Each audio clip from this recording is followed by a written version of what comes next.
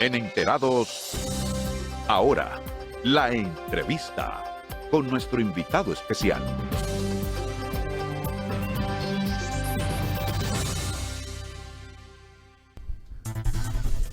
Bueno, de regreso con su programa Enterados, les comentábamos que hoy tenemos la grata visita de Pablo Ulloa, defensor del pueblo, una institución muy importante. Pablo Ulloa, un amigo de la casa, fue el primer director ejecutivo del Tribunal Constitucional de la República Dominicana, tiene un montón de maestría, no lo vamos a decir porque son muchas, pero lo importante es que llegó un profesional, una persona que se dedicó a capacitarse para llegar a esta posición y que sabe lo que tiene que hacer, y que muchos de nosotros lo apoyamos desde distintas plataformas, porque como quiera que sea era el Congreso el que tenía la potestad para escogerlo, pero creo que el apoyo del pueblo fue importante. Buen día, Pablo. Buenos Muchísimas días. Gracias. Gracias a ustedes por la invitación y gracias a ustedes, quise venir a decírselo formalmente, gracias por el apoyo para poder lograr en el proceso de postulación ser seleccionado como defensor del pueblo. Con la mayor humildad te digo gracias a cada uno de ustedes. Bueno, nosotros encantadísimos de que seas tú el que esté ahí. Yo, por ejemplo, tuve la experiencia en Suecia. Yo creo que Suecia es el país que más defensoría del pueblo tiene del mundo. Tú tienes que saber más que yo de eso. Y cada gremio profesional tenía un defensor. Sí. ¿Se puede lograr eso en el país de que se institucionalice uno utilizar lo que le permite una defensoría del pueblo al ciudadano? Mira, el ejemplo que tú pones, sueco, es muy interesante y vamos a empezar un poco con pedagogía para entrar en materia en lo que tú me preguntas. Así como en Suecia, por ejemplo, en Alemania, tú tienes defensor del pueblo especializado, por ejemplo, en el caso de las armas. Luego de la Segunda Guerra Mundial, se designó a una persona para el control armamentístico y elementos relacionados con guerra. Es un defensor del pueblo para armas. Y en Argentina existe, por ejemplo, ya entrando a América Latina, un defensor del pueblo para seguros, que vendría siendo un superintendente, pero justamente lo que trata es de preservar el aspecto de los derechos de todos los usuarios, justamente en este caso de seguros. Acá hay algo muy interesante. Se puede hacer indiscutiblemente el esfuerzo que uno ha tratado de hacer en estos 60 días. Fíjate que nosotros, el mejor año del defensor del pueblo fue el 2019 y llegaron 668 reclamaciones. En apenas 60 días, el corte fue hace, creo que la semana, yo pedí la semana pasada, íbamos por 530. Entonces, ciertamente se puede, y es parte de la reforma organizacional que yo he implementado en estos 2 meses, porque a partir de poder tener los procesos más definidos, el ciudadano se siente mejor atendido y puede tomar las reclamaciones, el defensor, y ejecutar acciones para garantizarle los derechos. Y en los resultados, ¿qué está la diferencia? Para que una persona entienda lo que necesita el defensor y lo que está haciendo, necesariamente tiene que ver resultados, y eso es lo que hemos tratado de hacerlo. ¿Y qué cosas lleva el ciudadano al defensor del pueblo? ¿Qué tipo de demanda, qué tipo de reclamo? Mira, nosotros tenemos individuales y colectivos, y les voy a poner ejemplos para que sea más pedagógica la entrevista. Individuales puede ser temas relacionados hasta con agresión. Hubo un caso que yo me trasladé a Licey al Medio, y gracias a Dios el ciudadano había pasado una situación difícil y el defensor pudo intervenir, e incluso sanciones, hasta cancelaciones hubieron en el caso de ese joven. Te puedo decir colectivo como parceleros o como campesinos. En el caso hay unos parceleros de Villamella que hasta realizamos un desalojo a través del abogado del Estado. Pero en el caso de campesinos, por ejemplo, en Barahona, estamos en un proceso de mediación de hace un mes y algo. Incluso a solicitud de instancias del mismo gobierno, pidieron la intervención del defensor para fines de mediación. Como tú ves, la parte individual y colectiva se vincula muy bien al trabajo del defensor, y te puedo hablar de temas relacionados con educación, con salud. Te puedo decir hasta temas relacionados con desvinculados, que también es un impacto. Quizá la gente en sentido general no lo ve, pero es un impacto muy fuerte para una familia que luego de tu ser cesado no te pague las prestaciones. Pero el defensor del pueblo defiende a la persona frente al Estado. Sí. O frente a otro ente privado. Siempre es frente al Estado. Te explico, y gracias por la pregunta. La definición en sí del defensor es aquella institución, órgano constitucional en este caso, que está para la buena administración pública y garantizar los derechos fundamentales. Y ahí me explico. La buena administración pública termina siendo todo bien o servicio que es prestado por el Estado o delegado o terciarizado, como se le llama en economía, a un prestador. Por ejemplo, la educación termina siendo un derecho fundamental. El Estado, dentro de su sistema educativo, tiene una oferta pública y una oferta privada. Entonces, como ves, hay prestadores de servicio, en este caso educación, que tendrían algún tipo de incidencia y, por ejemplo, nosotros hemos resuelto temas con cupos de aula y temas relacionados con la documentación de personas en colegio como tal, porque hay sentencias del Tribunal Constitucional que tú puedes utilizar de elementos de negociación. Por ejemplo, la reinscripción. Ahora, si se aprueba la ley en el Congreso, ya se termina todo el ciclo de la reinscripción, se prohíbe la reinscripción en los colegios privados. ¿Podría el defensor del pueblo intervenir o eso ya es un negocio privado? No, yo te voy a explicar desde el punto de vista de las políticas públicas.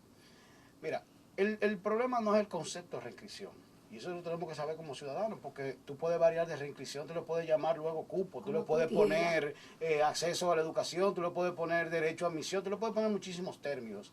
Lo importante ahí es justamente lo que existe en una ley, que es la clasificación de los colegios privados.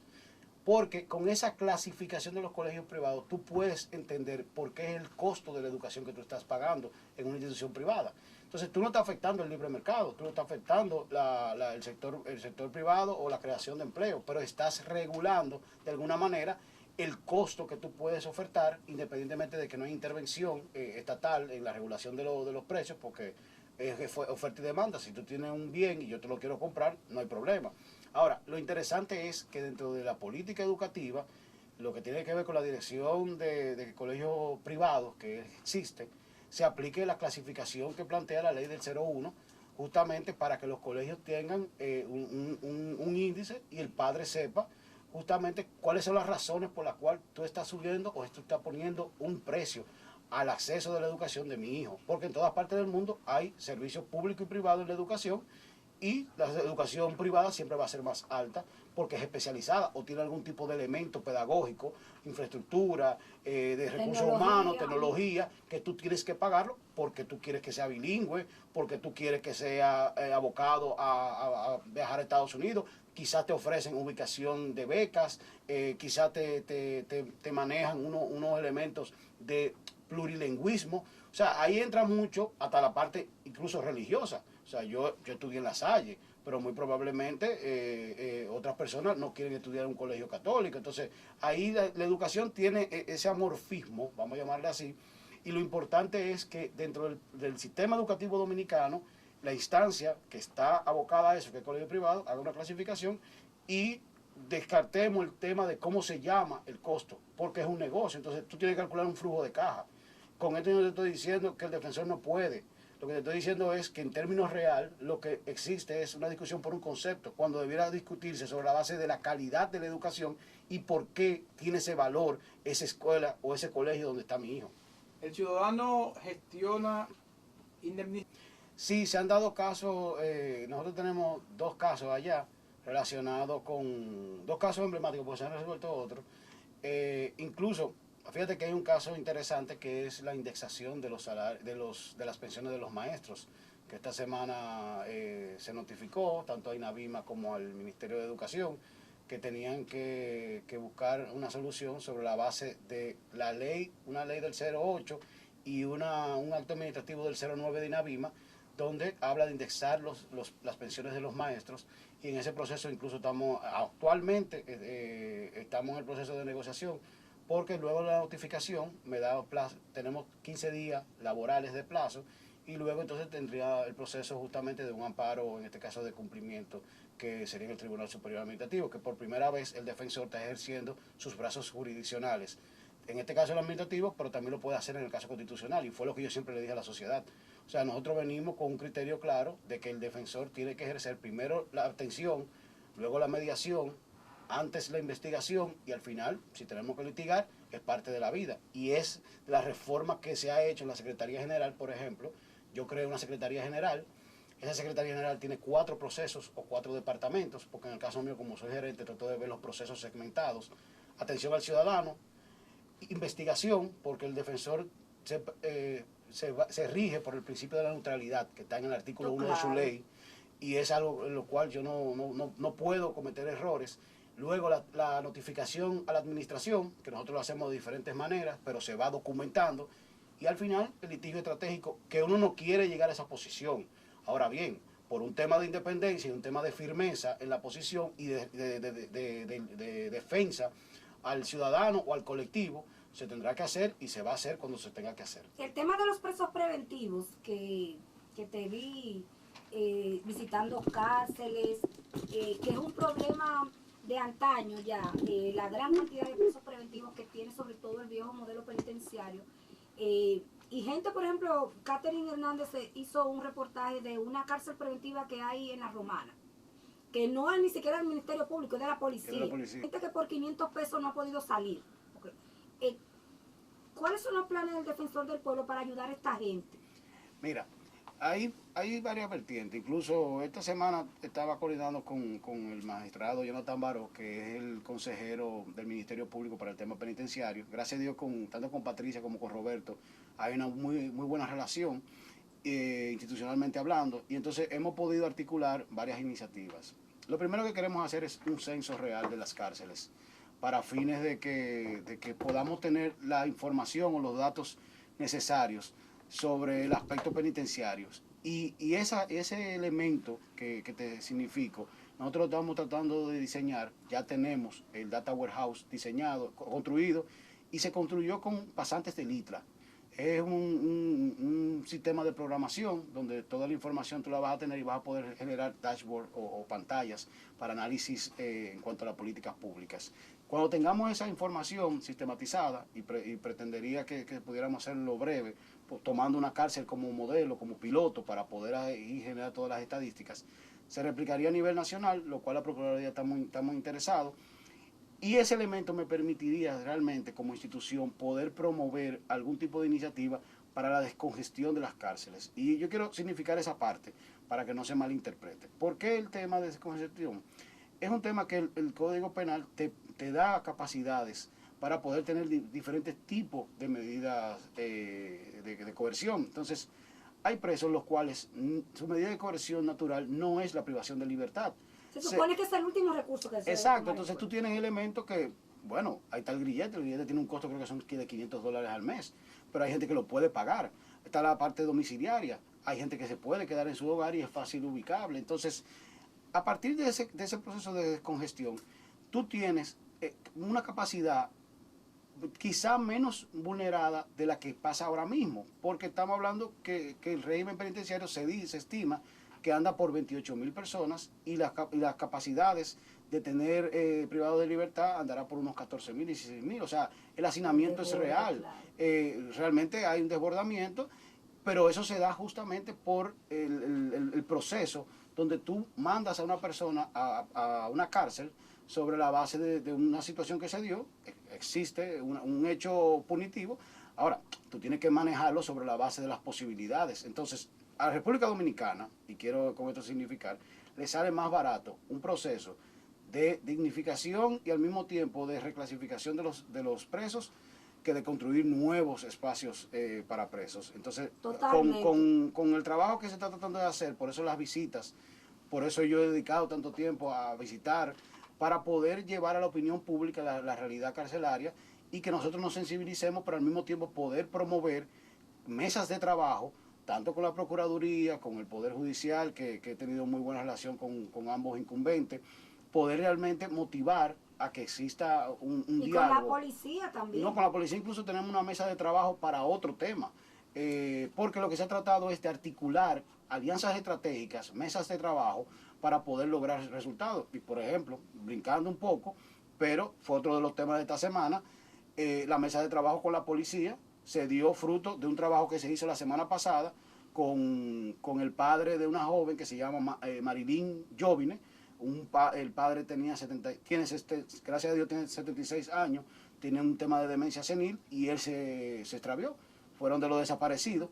Se hizo un trabajo justamente mancomunado con la policía, el defensor, y pudimos dar al traste con el papá de Marilyn Jovin. Entonces yo visité al jefe de la policía, al director de la policía con Marilyn, para que ella le explicara todo lo que se había hecho y cómo se había hecho. Incluso estaba el director de DICRIM y ahí pudimos un poco analizar el protocolo de búsqueda, el protocolo de investigación cuando llega un desaparecido, desde el momento que atienden al ciudadano hasta el momento que se logra conseguir y si la lo persona. si lo buscan, porque esa es otra cosa que se queja la gente. Tú pones la denuncia, pero no hay ninguna gestión de búsqueda. Mira, lo que sí hay búsqueda, pero te significo lo que se debe de mejorar, y el mismo director lo decía, tanto el de la policía como el DICRIM, es la retroalimentación a la familia. Y ahí el defensor, en ese caso particular, incidió justamente mantener informado a la familia, porque estamos hablando de un duelo. Claro. O sea, independientemente la persona, no está muerta, porque no hay un cadáver, pero para tu corazón, para tu vida, en términos emocionales, en términos psicológicos, tú estás pasando un duelo. Claro. Entonces, ese apoyo termina siendo vital para que las familias no decaigan, para que las familias se sientan con un apoyo, que se sientan defendidos, vamos a llamarle así. Y el caso, por ejemplo, como el de Luis Peña Valdés, que duró 12 años preso, no se sabe por qué Y así hay estuvo mucha allí gente en la cárcel. y quién garantizó que él estuviera allí por 12 años. O sea, ¿cómo se maneja esta parte si él tendría que recurrir al defensor del pueblo o si lo puede hacer de oficio? Mira, ahí yo quiero que me permitan ser muy, muy cauto. Yo creo siempre en el debido proceso y ese debido proceso se tiene que dar sobre la base, en el caso mío, de una opinión sobre la base de la investigación. Hoy leía que la policía dice que no se ha puesto ninguna querella de búsqueda de Luis o del tal Luis o el supuesto Luis. Entonces, yo prefiero esperar los acontecimientos en cuanto a la investigación en sí, porque justamente son de las cosas que con la Procuraduría estamos impulsando, porque lo lógico, en términos de proceso, de debido proceso, y quiero ahí aprovechar para educar, debió ser un habeas corpus. Y eso fue lo que en un momento se llegó a conversar. Justamente de la Victoria, ese viernes yo estuve en la Victoria. El lunes la Comisión Nacional de Derechos Humanos fue al defensor a revisar el escrito de habeas corpus, que era lo que habíamos hablado. Se revisó, pero el lunes en la tarde el señor, alias Luis o llamado Luis, salió. Ah, porque no es su nombre, eso no es su nombre. Bueno, lo que pasa es que en términos prácticos yo tengo que plantearme sobre la base de que el señor se llama así, pero yo no tengo... O sea, yo no tengo lo sacaron sin un habeas corpus. Exactamente, entonces lo propio es, porque incluso el habeas corpus se va a someter el miércoles, porque yo quería y pedí que una de las abogadas de nosotros, que fue de la Policía Nacional y que es especializada en criminología, hiciera un perfil psicológico, porque hay varios elementos. Entonces es el juez que tiene que determinar ciertamente con la documentación que tú entregues la viabilidad o no de este recurso que te permite la Constitución, en este caso este amparo que se llama habeas corpus. Entonces yo en mi rol institucional solamente me puedo limitar a decirle que sobre la base de la investigación que se genere, ciertamente sabremos qué aconteció, porque al día de hoy el señor no aparece. Pero dice María Mercedes que él no está perdido.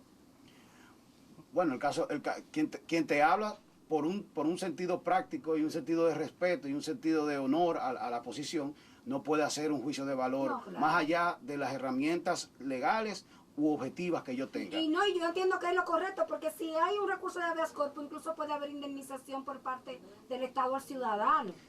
Todos estamos cansados de leer noticias de Estados Unidos donde se le pagan miles de millones de dólares a las personas que el Estado le vulnera algún tipo de derecho. Pero aquí hay instrumentos legales para conseguir una indemnización de esa naturaleza. Sí. Se puede.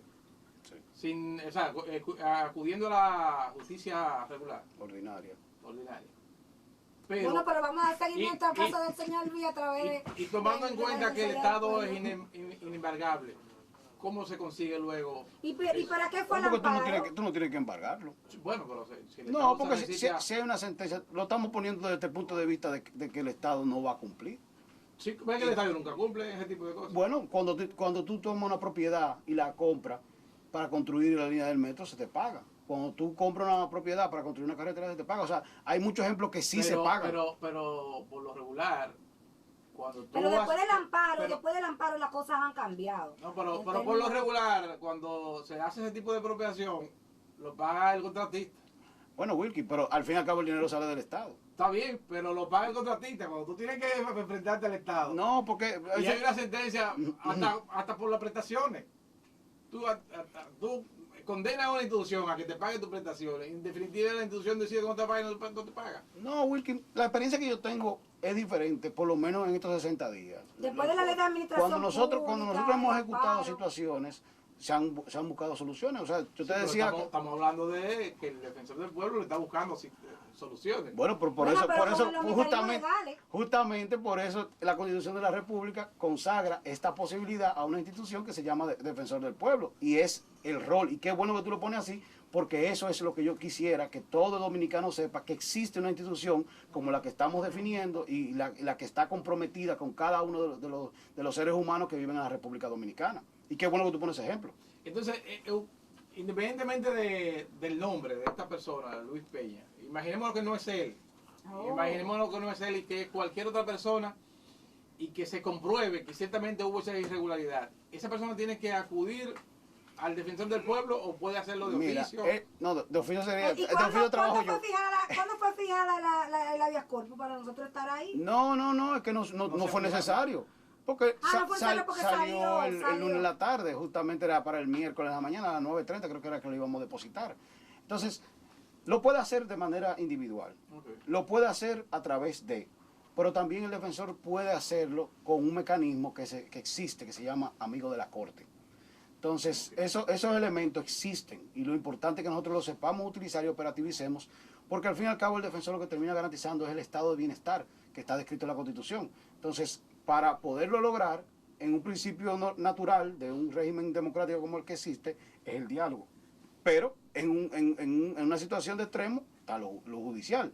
Siempre el diálogo va a ser más rápido que lo judicial, porque lo judicial tiene que pasar estadios, etapas. Entonces, yo siempre me he abocado al tema primero dialogar y luego litigar. Y eso lo he podido hacer. Pablo, ¿y hay recursos técnicos y económicos para que opere eficientemente el defensor del pueblo? Hay muchísimo dinero. Mira, lo que te digo es el presupuesto. Es más, el defensor tiene presupuesto menor del subsidio que le dan a la lotería. Para que tú tengas una idea. Ahora, a mí eso no me da semella. Y por eso te puedo decir con propiedad que en 2 meses nosotros tenemos prácticamente la misma cantidad de reclamos que el mejor año del defensor, que fue el 2019. Y la cantidad de casos solucionados prácticamente duplica como tal. Porque otro de los elementos que nosotros hemos implementado es la comunicación continua con el ciudadano. O sea, el ciudadano sabe en qué estatus está el caso o su reclamación. Y las orientaciones se han generado sobre la base del conocimiento del derecho administrativo y de las leyes sustantivas. Entonces ahí viene el tema. Lo que nosotros hemos tratado de hacer es, allá no ha habido problema de vinculación, tú no has visto que el defensor llegó, no, allá se ha tratado de hacer un esquema donde a partir de un análisis de competencia de los abogados, en este caso los sustantivos, se reubicaron en los 4 departamentos que te estoy diciendo, y las cabezas de los departamentos sí son técnicos formados internacionalmente y nacionalmente con experiencia, y un secretario general que es Harold Modesto, que tiene incluso experiencia de litigio en la Corte Interamericana de Derechos Humanos. Cuando entonces tú técnicamente tú haces esta reforma organizacional que le estoy planteando y está ubicando a cada persona en su área, los motivas más y al mismo tiempo busca los resultados que se necesitan. Y eso es lo que he tratado de hacer desde el punto de vista operativo. ¿Ha visualizado asuntos que mejorar de la ley de Defensoría del Pueblo? Mira, de verdad que sí, porque cuando tú analizas la Constitución 2010, ese diseño constitucional, y lo refleja a partir del 01 que fue aprobada la ley, tú te das cuenta que 2 brechas, te lo voy a poner desde el punto de vista práctico, que al mismo tiempo son las mayores fortalezas del defensor, que nunca han sido ejercidas. La jurisdicción constitucional fue creada a partir de la Constitución 2010 y se instauró con la ley 13711 del Tribunal Constitucional, los procedimientos constitucionales, y asimismo se creó una jurisdicción que es la jurisdicción administrativa, que anteriormente estaba en la Cámara de Cuentas como contenciosa administrativa, no sé si recuerdan en esa transformación. Entonces, esos 2 brazos jurídicos, el defensor del pueblo lo tiene a su mano y no están originalmente en la ley porque no existían. El primer amparo en este país fue en el 2002 y fue a través de don Papi Luciano, cuando la Suprema Corte estaba presidida por el magistrado Subero Isa. Entonces, fíjate, 2 aspectos sumamente importantes desde el punto de vista de los resultados para el ciudadano que tendrían que enfocarse. Como eso, hay otros aspectos adicionales que yo te pudiera plantear, y fruto de la reforma organizacional que nosotros hemos hecho y el impacto, ya están identificados una serie de elementos que pudiéramos agregar. Bueno, Excelente. muchísimas gracias, Pablo, por estar aquí con nosotros. Vamos a extender la visita, Juan. Coordínalo, porque hay que poner a la gente a llamar, a ver si la gente entiende lo que es el defensor del pueblo, a ver si la gente puede conseguir algún tipo de servicio a través de ustedes y enterado de su casa. Gracias. Gracias por la invitación y les reitero mi amistad y mi aprecio.